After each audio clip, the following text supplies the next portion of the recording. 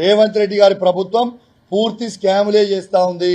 నేను చెప్పిన దానికి పక్కా ఆధారాలతో నేను బయట పెట్టిన దాన్ని ఎందుకు మీరు స్పందిస్తలేరు? ఎస్, తమిళనాడు తరాల తమిళనాడులో డిసెంబర్ 3, 2021 నాడున గ్రూప్ 4 ఎగ్జామ్ అయింది.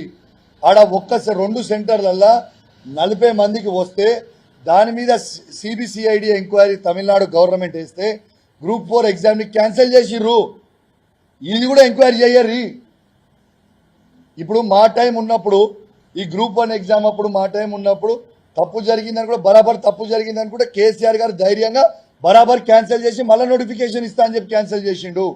ఆనాడు కరీంనగర్ ఉన్న పార్లమెంట్ సభ్యుడు బండి సంజయ్ గారు ఆనాడు ఎగిరెగిరి పడ్డాడు.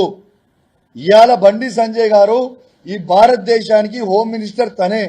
ఇదే విద్యార్థుల కోసం ఆ రోజు బాగా మాట్లాడిన బండి సంజయ్ గారు ఇవాళ ఎందుకు మాట్లాడతలేడు? ఎందుకు నోరిప్పుతలేడు? నేను బండి సంజయ్ గారు ఇవాళ భారతదేశానికి మీరే హోమ్ మినిస్టర్, ఖచ్చితంగా మీరే భారతదేశానికి హోమ్ మినిస్టర్. ఇవాళ తెలంగాణ నిరుద్యోగుల మీద మీకు ప్రేమ ఉంటే, మీకు నిజంగా అభిమానం ఉంటే మీరు సిబిఐ ఎంక్వైరీ చేపియండి.